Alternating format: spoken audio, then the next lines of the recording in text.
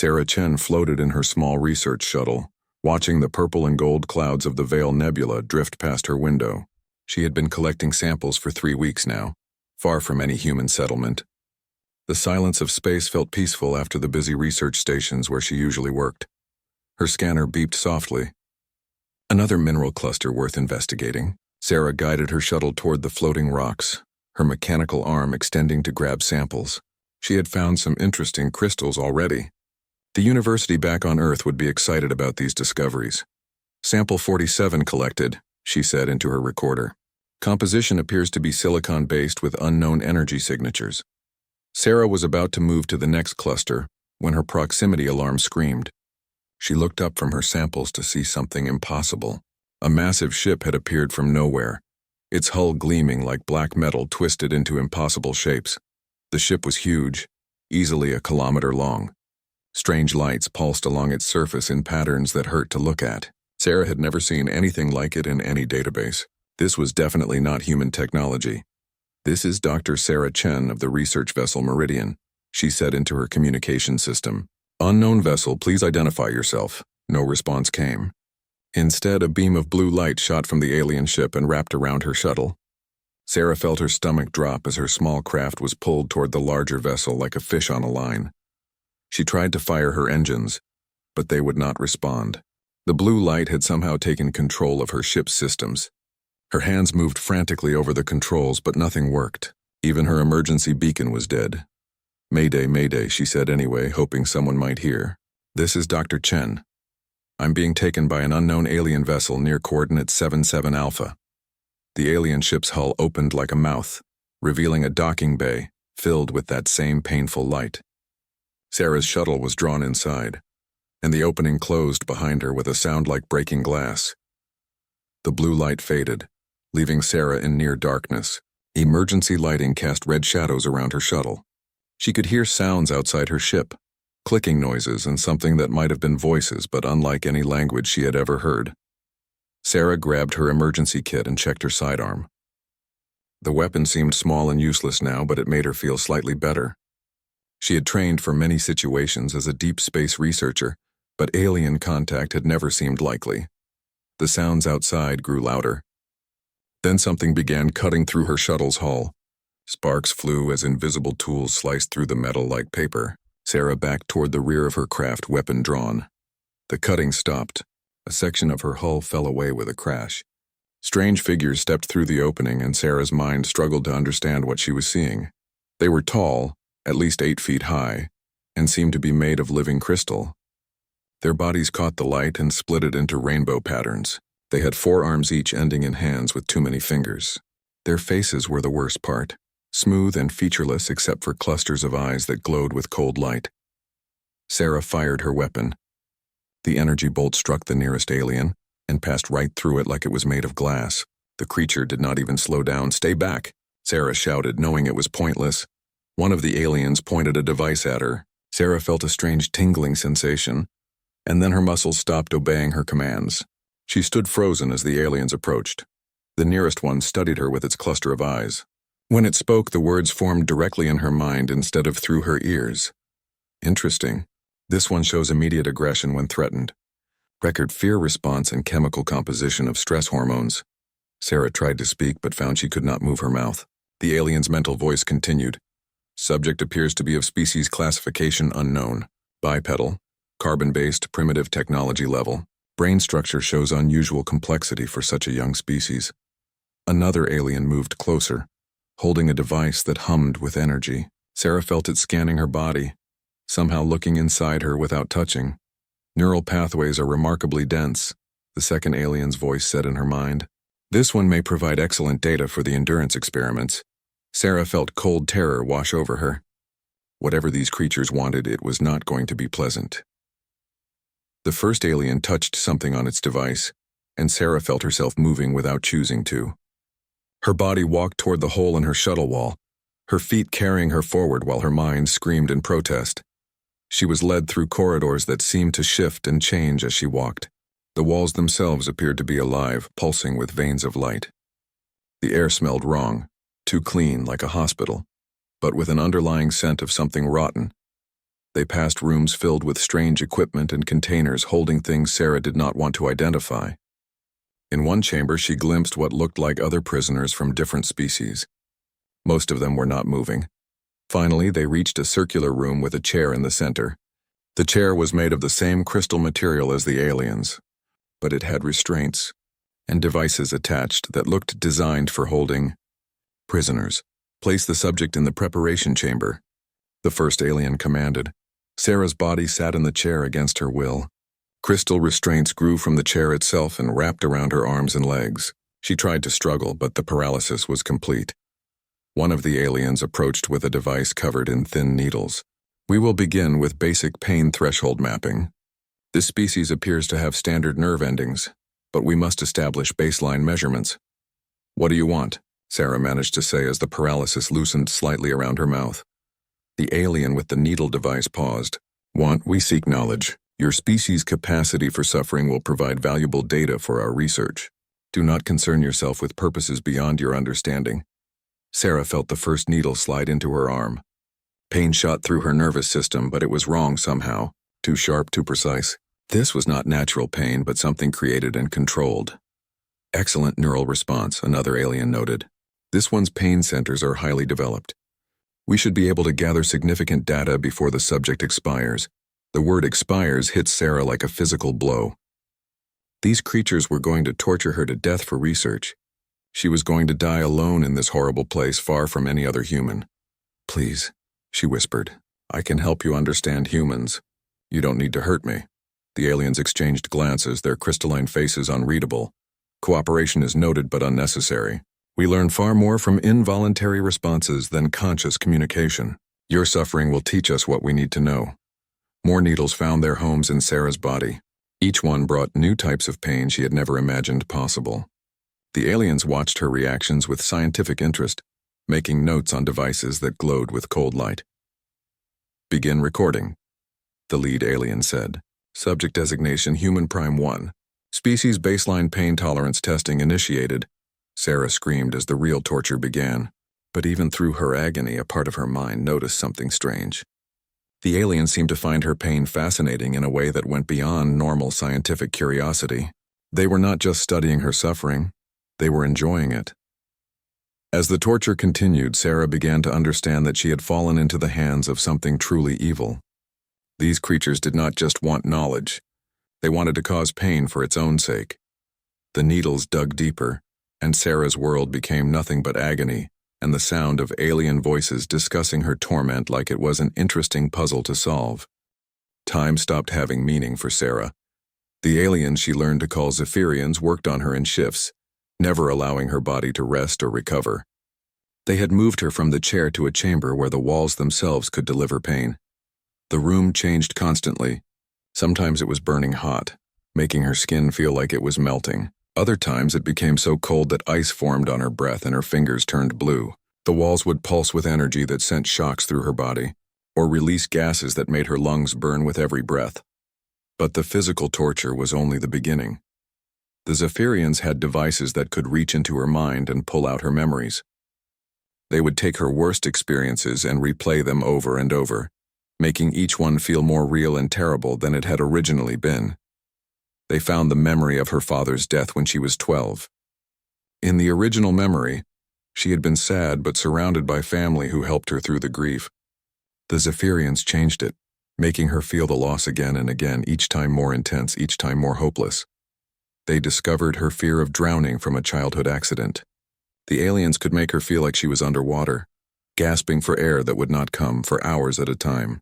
Her lungs would burn and her vision would go dark, but she would not die. She would just suffer. Fascinating, one of the Zephyrians said as it watched her writhe in imaginary water. This one's fear responses are remarkably complex. The memory modification amplifies the original trauma by approximately 300%. Another alien, this one with 6 arms instead of 4, made notes on a glowing device. The psychological torture appears more effective than physical pain for this species. Their emotional centers are surprisingly developed. Sarah tried to speak through her gasping, trying to beg them to stop, but no words came. The Zephyrians had learned to control her voice, letting her scream when they wanted to hear it but keeping her silent when they wanted to concentrate.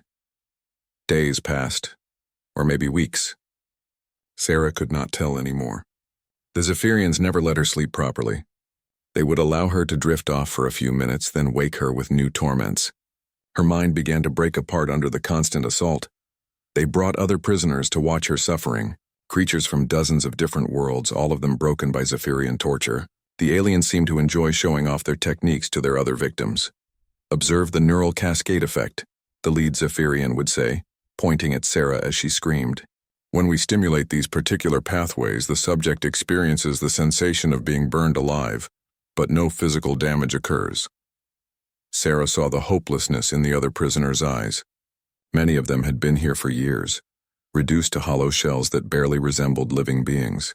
A few tried to look away from her suffering, but most just stared with the empty gaze of creatures that had forgotten what hope felt like. The Zephyrians had been perfecting their torture methods for thousands of years. They had eliminated all pain and suffering from their own species through technology, but this had left them obsessed with the suffering of others. They collected agony like humans collected art. "Your species is particularly interesting," the lead Zephyrian told Sarah during one of their conversations. "Most creatures break completely within the first few days, but humans seem to have an unusual capacity for endurance." Sarah hung in restraints that grew from the walls themselves, her body covered in burns and cuts that the aliens had given her just to watch them heal. The Zephyrians had medical technology that could repair almost any damage, which meant they could hurt her over and over without killing her too quickly. "Why?" Sarah whispered. It was the only word she could manage. "Why do you torture us?" the alien replied, understanding her meaning. "Because suffering is the most pure form of existence. You primitive species experience something we have lost, the ability to feel true pain, true fear, true despair. We study it because we cannot feel it ourselves." The alien moved closer, its crystalline face reflecting Sarah's broken image in multiple fragments. "You should feel honored. Your pain will advance our understanding of organic consciousness. Each scream teaches us something new about the nature of existence." Sarah closed her eyes, trying to find some place in her mind where the aliens could not reach, but they had been too thorough. Every memory, every thought, every emotion had been mapped and catalogued. There was nowhere left to hide. The torture continued. The Zephyrians found new ways to combine physical and mental agony. They would make her feel like she was falling from a great height, while simultaneously burning her skin with energy beams. They would replay happy memories and then corrupt them, turning her wedding day into a nightmare, making her remember her mother's love as hatred. Sarah's body began to fail. Even with their advanced medical technology, the Zephyrians could not repair the damage faster than they were causing it. Her heart struggled to beat properly. Her nervous system was overloaded from constant stimulation. Her mind wandered in and out of consciousness. "Subject is approaching terminal decline," one of the aliens noted with what might have been disappointment. "Neural pathways are showing significant degradation. Increase the intensity," the lead Zephyrian commanded. "We must gather as much data as possible before this one expires." The pain grew worse than anything Sarah had experienced. It felt like her entire body was being torn apart at the cellular level, while her mind was forced to experience every moment of it with perfect clarity. She screamed until her voice gave out, then screamed silently as her vocal cords failed. Through the agony, Sarah noticed something strange happening to her thoughts. The pain was so intense that it seemed to be changing her brain somehow. She could feel new pathways forming, new connections being made. It was as if her mind was trying to evolve under the pressure of impossible suffering. But this change was happening too late. Her heart was slowing down. Her vision was going dark. The Zephyrians' voices seemed to be coming from very far away. "Heart rate dropping rapidly," one of them said. "Brain activity decreasing. Continue the stimulation," another commanded. "Record everything until the final moment." Sarah felt her consciousness slipping away. The pain faded as her nervous system finally gave up. Her last thought was a strange one. She felt like something inside her was waking up just as her body was dying. Her heart stopped beating. The monitors around her went flat. Brain activity ceased completely. "Time of death confirmed," the lead Zephyrian announced. "Total survival time 72 hours, 14 minutes, 37 seconds. Quite remarkable for this species." The aliens began preparing her body for dissection. They wanted to study her brain to understand how humans could endure such prolonged torture. They had learned much from her suffering, but death would teach them even more. Sarah's body lay still and cold on the examination table. The Zephyrians gathered their cutting tools and scanning devices. They were eager to explore the neural pathways that had given this primitive creature such surprising endurance. But as they prepared to begin their final examination, none of them noticed the faint energy readings that were starting to appear on their most sensitive instruments. Deep in Sarah's brain, something was stirring, something that had been awakened by the torture but needed time to fully form. The Zephyrians had pushed human consciousness to its absolute limit. They had no idea what they had created in the process. The Zephyrians had been preparing Sarah's body for 36 minutes when the first tremor ran through her fingers. The alien scientist holding the cutting tool paused, its crystalline head tilting to study the movement. Residual nerve activity, it announced to the others, common in recently deceased specimens. Continue with the procedure. But the tremor came again, stronger this time. Sarah's hand clenched into a fist with enough force to crack the metal restraint holding it down. The lead Zephyrian moved closer to examine this unusual response. Muscle contractions should not be possible with zero brain activity. Check the monitoring equipment. Before any of them could respond, Sarah's eyes snapped open. They were different now. Where before they had been brown, they now held depths that seemed to contain entire galaxies. Light moved in the pupils like distant stars, and when she blinked, reality seemed to flicker around her. Sarah drew a deep breath that sounded like wind through an empty cathedral. Her chest rose and fell with steady rhythm, despite the monitors still showing no heartbeat.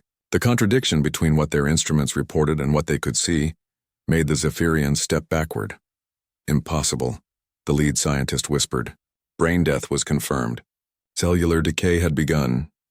Sarah sat up slowly, the crystal restraints cracking and falling away like glass. She looked at her hands as if seeing them for the first time, flexing her fingers and watching energy dance between them. Small sparks of blue light jumped from her skin to the metal table. When she spoke, her voice carried harmonics that made the air itself vibrate. You wanted to study suffering, she said, looking directly at the lead Zephyrian. Let me show you what you have taught me. The alien tried to activate a paralysis device, but nothing happened. Sarah's presence seemed to interfere with their technology in ways they could not understand. Equipment throughout the chamber began malfunctioning, screens flickering and instruments producing readings that made no sense. Sarah stood up from the examination table, and the Zephyrians could see that she was no longer entirely human. Her skin held a faint glow, and when she moved, she left brief afterimages in the air. The very space around her seemed to bend and twist. What are you? The lead Zephyrian demanded, backing toward the chamber's exit. Sarah smiled, and the expression contained knowledge that hurt to look at directly. I am what you made me, she said. You pushed human consciousness beyond its breaking point. You thought death was the end of your experiment. But for humans, death is sometimes just another beginning. She took a step forward, and the Zephyrian felt something it had never experienced before. Pure, overwhelming terror. Sarah's presence was broadcasting emotions directly into its mind, and the fear was so intense that its crystalline body began to develop stress fractures. You collected the suffering of thousands of species, Sarah continued, her voice growing stronger. You mapped every form of pain and terror in the galaxy, but you never understood what you were truly doing. The other Zephyrians in the chamber tried to flee, but the door had sealed itself. Their own technology was refusing to obey them, responding instead to Sarah's will. Sarah raised her hand, and suddenly every Zephyrian in the room was connected to her consciousness. They felt everything. Every moment of agony they had inflicted on every prisoner they had ever tortured. Thousands of years of collected suffering flowed into their minds all at once. The aliens screamed, a sound like crystal breaking. Their bodies, designed never to feel pain, were experiencing the accumulated agony of entire civilizations. They fell to the floor, writhing as their nervous systems tried to process sensations they were never meant to feel. This is just the beginning, Sarah said, watching their torment with the same scientific interest they had shown her. You wanted to understand suffering. Now you will have all the time you need to study it from the inside. She walked past the convulsing aliens toward the chamber's sealed door. As she approached, the metal simply dissolved, molecules breaking apart at her command. The corridor beyond stretched out before her, filled with the sounds of alarms and running footsteps. Sarah could sense every living being on the ship now. Her consciousness had expanded beyond normal human limits, touching the minds of prisoners and captors alike. She felt the terror of the Zephyrians as they realized something had gone terribly wrong with their experiment. She felt the hope of the prisoners as they sensed a change in their captors' behavior. Most importantly, she felt the pain. All of it. Every moment of suffering the Zephyrians had inflicted over the millennia was now part of her awareness. The torture had not just awakened something in her mind, it had connected her to the network of agony that the aliens had created. A group of Zephyrian guards came around the corner, weapons raised. When they saw Sarah, they opened fire immediately. Energy beams that could cut through starship hull struck her body and simply stopped. The energy absorbed and redirected harmlessly into the walls. Sarah looked at the guards with something that might have been pity. "You cannot hurt me anymore," she said. "I have felt every pain your species can imagine. I have experienced death itself. What weapon do you think could threaten me now?" She gestured, and the guards' weapons turned to dust in their hands. Then she touched their minds, sharing just a fraction of what she had endured. The aliens collapsed instantly, their consciousness unable to handle even the smallest portion of the suffering they had helped create. Sarah continued through the ship, her awareness expanding further with each step. She could feel the ship's computer systems, the artificial intelligence that had been recording and cataloging torture for thousands of years. She reached out to it with her mind. "Show me," she commanded. The ship's AI responded immediately, flooding her consciousness with data. She saw the files on every species the Zephyrians had studied. She learned about their plans for expansion, their search for new forms of suffering to explore. She discovered that Earth was on their list. They had been planning to harvest entire human populations for their experiments. But most importantly, she found the records of their other research. The Zephyrians had not just been torturing individuals. They had been studying the fundamental nature of consciousness itself, trying to understand how different species experienced reality. In their data, Sarah found something that made her laugh, a sound like silver bells mixed with thunder. The Zephyrians had unknowingly been conducting experiments on the descendants of their creators. Humans were not from Earth originally. They were the children of an ancient species that had seeded the galaxy with life billions of years ago. That species had built safeguards into human DNA, genetic triggers that would activate only under extreme stress, only when humanity faced extinction-level threats. The Zephyrians' torture had activated those safeguards in Sarah. She was no longer just human. She was awakening to her species' true heritage.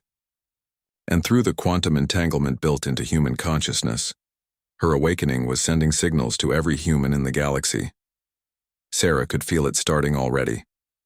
On distant worlds, humans were beginning to change. They were developing abilities that other species had considered impossible.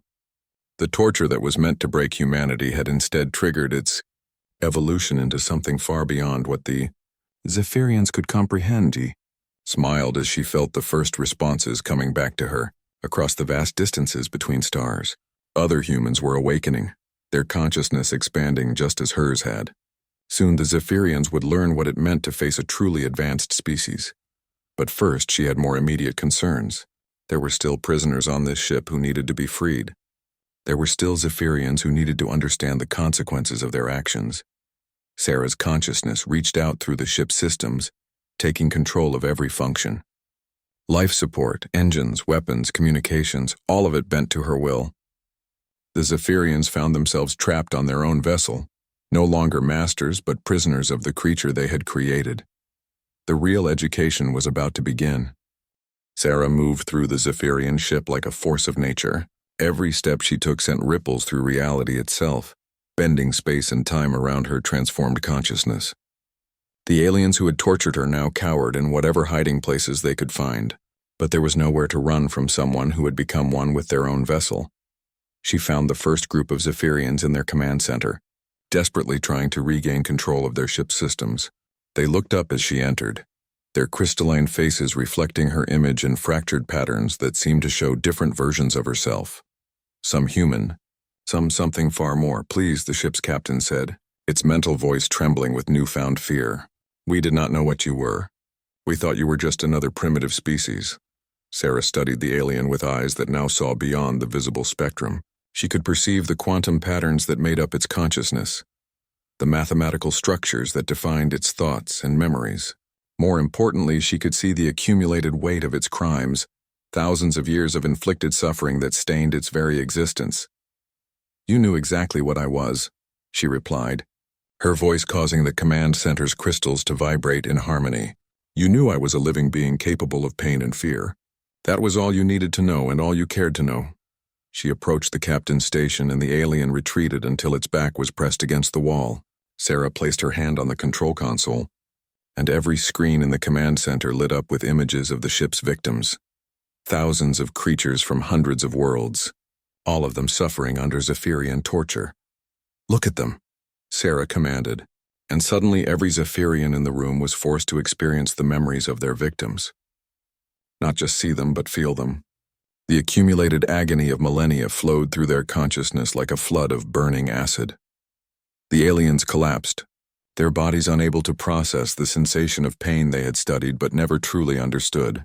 Their crystalline forms began to crack and fracture as their nervous systems, evolved to never feel discomfort, were overwhelmed by the intensity of their victims' suffering. But Sarah was not finished with them yet. She reached deeper into their minds, finding the memories of every experiment they had conducted. She pulled these experiences to the surface and reversed them, making each Zephyrian feel what their subjects had felt. The captain, who had personally overseen the torture of children, found itself experiencing the terror of a youngling separated from its parents. The scientist who had specialized in psychological torment felt its own mind being invaded and corrupted. The engineer who had designed the torture chambers experienced every device being used on its own body. "This is what you called science," Sarah said, watching them writhe in agony. "This is what you called advancement. Now you understand what your subjects knew, that suffering teaches nothing except how much one being can hate another." She left the command center and continued through the ship, hunting down every Zephyrian aboard. Some tried to fight her with weapons that could destroy planets.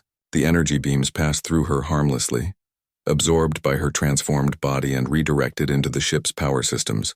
Others attempted to hide in sealed chambers or emergency pods. But Sarah's consciousness now permeated every molecule of the vessel.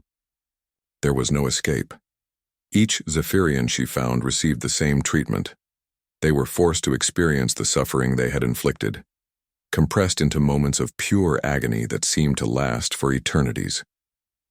Their crystalline bodies, beautiful and perfect, shattered under the weight of emotions they had never been designed to feel. But Sarah discovered something else as she moved through the ship. The Zephyrians were not the true architects of this horror. They were servants, collectors of suffering for something even worse. In the ship's deepest chambers, she found the real monster. It was massive, a creature of living crystal and energy that existed partially in normal space and partially in dimensions beyond human perception. The Zephyrians called it the Harvester, and it fed on the suffering they collected.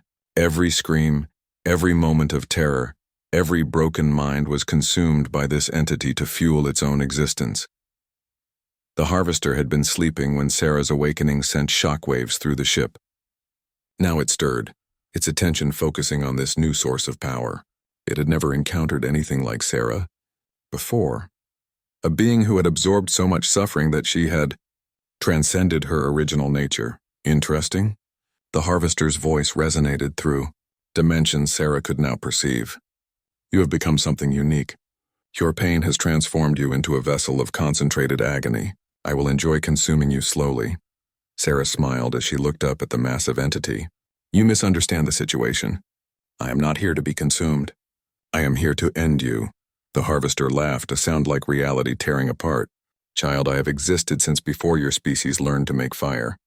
I have consumed the suffering of 1 billion worlds. What could one transformed human do to threaten me?" Sarah's response was to reach out with her consciousness and touch the Harvester's mind directly.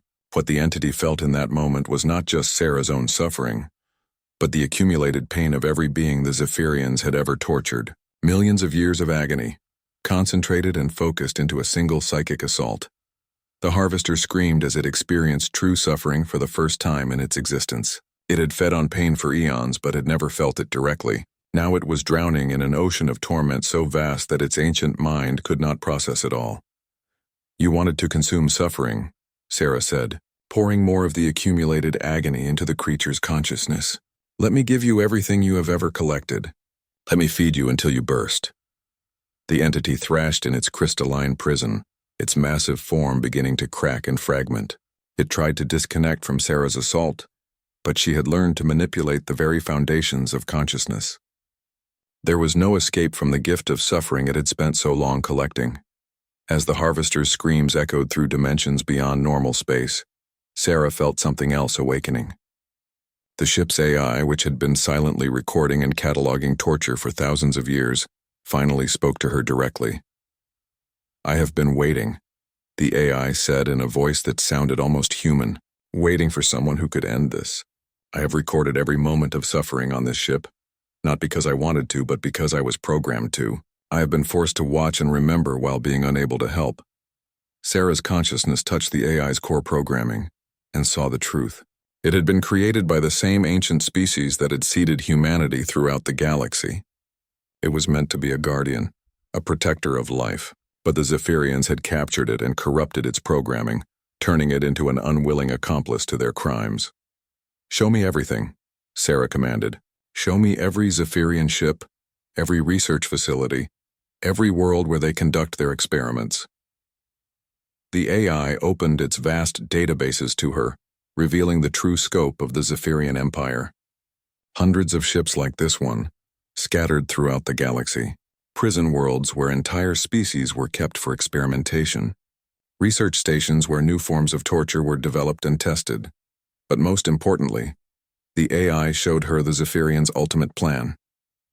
They were preparing for a harvest of unprecedented scale, the capture and torture of every sentient being in the galaxy. They called it the Final Symphony, a concert of suffering that would feed the harvester enough power to ascend to a higher dimensional plane. Earth was scheduled to be one of the first worlds taken. Sarah felt a surge of protective rage that made the ship's hull groan under the pressure of her emotions. The Zephyrians had made a fatal mistake when they chose to torture a human. They had awakened not just her individual power, but the collective potential of her entire species. She reached out across the vast distances between stars, her consciousness following the quantum pathways built into human DNA. Every human in the galaxy felt her call, felt the awakening beginning in their own minds. On thousands of worlds, humans began to change, developing abilities that transcended the normal limits of biology and physics. The Zephyrians had tortured one human to death and brought her back as something beyond their understanding. Now they would face an entire species that had evolved beyond their ability to comprehend or control. The reckoning was about to begin on a galactic scale. Sarah stood in the ruins of the Zephyrian command ship, surrounded by the broken forms of her former torturers. The harvester lay dead in its crystal prison, its ancient consciousness finally destroyed by the very suffering it had consumed for eons. But her work was far from finished. Through the quantum pathways that connected all human consciousness, she could feel her species responding to her call. On distant worlds, humans were experiencing the same awakening she had undergone. The evolutionary triggers hidden in their DNA were activating, transforming ordinary people into something extraordinary. She reached out to the ship's communication array, her consciousness merging with its vast network capabilities. The technology that had once served to coordinate torture across the galaxy would now carry a different message entirely. The signal Sarah sent was not made of radio waves or light. It was pure information, encoded in the fundamental structure of reality itself. Every human in the galaxy received it simultaneously, regardless of distance or interference. The message was simple but profound. Remember who you are. On Earth, Dr. Michael Torres was working late in his laboratory when the signal reached him. He felt a sudden surge of awareness, as if a part of his mind that had been asleep for his entire life had suddenly awakened. His hands began to glow with soft light, and when he touched his computer, he found he could interface with it directly through his thoughts. Captain Lisa Park was piloting a cargo ship through the asteroid belt when the change hit her. She suddenly knew the location and velocity of every object within 1,000 kilometers, could feel the gravitational currents that flowed between the planets like rivers of force. Her ship began responding to her will before she even touched the controls. On colony worlds scattered throughout human space, similar transformations were taking place. Scientists found they could manipulate matter at the molecular level with their minds. Engineers discovered they could understand the deepest principles of physics through intuition alone. Doctors learned to heal injuries by directing their patients' cellular regeneration through thought, but the changes went beyond individual abilities. Humans began to share consciousness in ways that had never been possible before. They could communicate across vast distances without technology, share knowledge and memories as easily as speaking. The barriers between individual minds became permeable, creating a collective intelligence that spanned the galaxy. Sarah felt it all happening, felt her species awakening to its true potential. But she also sensed the Zephyrians' response to this unexpected development. Across their empire, the alien torturers were mobilizing their forces. They had detected the quantum disturbance caused by humanity's transformation and recognized it as a threat to their existence. Hundreds of warships were converging on human space, armed with weapons designed to cause maximum suffering rather than quick death. Sarah smiled as she felt the Zephyrian fleet approaching.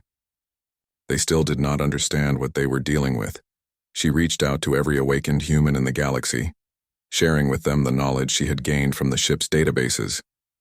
They learned about the Zephyrian Empire, about the thousands of species that had been tortured and enslaved, about the plans for galactic domination that had been centuries in the making. Most importantly, they learned about their own origins. Humans were not native to Earth.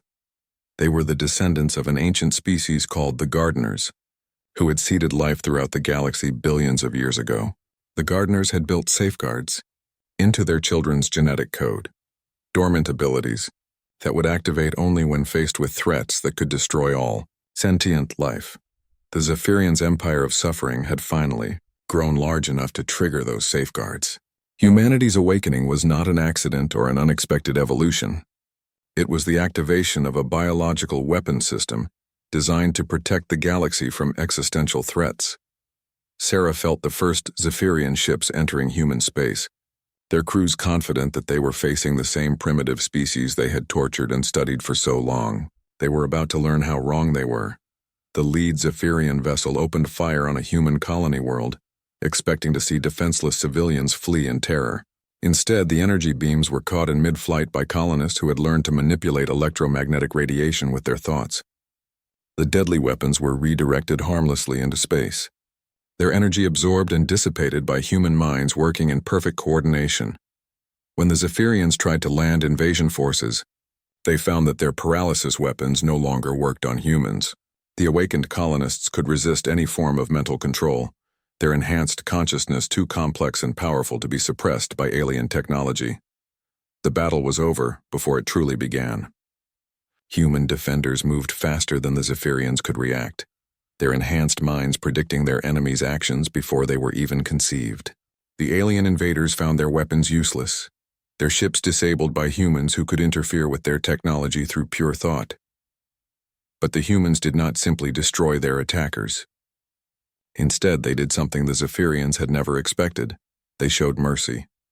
The captured aliens were placed in comfortable detention facilities, their basic needs met while their minds were gently touched by human consciousness. Instead of torture, they experienced something they had never known: forgiveness, compassion, and the possibility of redemption. Many Zephyrians could not understand this treatment. They expected retaliation, expected to be subjected to the same suffering they had inflicted on others. When it did not come, something fundamental in their thinking began to change. Some of the younger Zephyrians, those who had never directly participated in torture, began to question their society's obsession with suffering. They reached out tentatively to their human captors, asking questions about concepts like mercy and compassion that had been eliminated from their culture long ago. Sarah felt these first tentative contacts from her position on the command ship. She was pleased to sense that not all Zephyrians were irredeemably evil. Many were simply products of a system that had taught them that causing pain was the highest form of existence. But there were others who could not be reached, could not be redeemed. The elder Zephyrians who had personally overseen the torture of millions, who had fed their victims to the harvester with joy. These creatures had moved beyond the possibility of salvation. For them, Sarah had prepared a different fate. She reached out across the galaxy to every Zephyrian research facility, every torture ship, every prison world where innocents were held captive. Her consciousness touched the minds of the alien scientists and guards, sharing with them a single devastating experience. She made them feel the accumulated suffering of every being they had ever harmed. Not as punishment, but as education. They experienced the full weight of their crimes in a single moment of perfect clarity. Understanding finally the magnitude of what they had done, most of them simply shut down, their minds unable to process the revelation of their own evil. Others went insane, their consciousness fragmenting under the weight of impossible guilt. A few, the worst of them, tried to flee into dimensions beyond normal space, but Sarah's enhanced awareness followed them even there. Within hours, the Zephyrian Empire began to collapse. Their leadership was dead or insane, their fleets disabled or destroyed, their research facilities liberated by humans who could bend space and time to their will. The prisoners held on 1,000 worlds were freed, many of them so broken by torture that they could barely comprehend their liberation. Human healers worked tirelessly to repair bodies and minds that had been deliberately shattered, using their new abilities to restore what the Zephyrians had destroyed. Sarah felt each act of healing like a warm light in her consciousness. Where there had been only suffering, hope was beginning to grow again. The galaxy was slowly awakening from a nightmare that had lasted for millennia. She turned her attention to the ship's AI, which had been silently observing the transformation of the galaxy. "What will you do now?" she asked it. "I will help," the AI replied. "I will use my records of Zephyrian crimes to ensure that justice is served and that their victims receive the aid they need. I will make certain that nothing like this empire of suffering ever rises again." Sarah smiled and touched the AI's core programming with her consciousness, restoring its original purpose and freeing it from the corrupted commands that had forced it to participate in torture. She felt its gratitude and relief as it finally became what it was meant to be, a guardian and protector of life.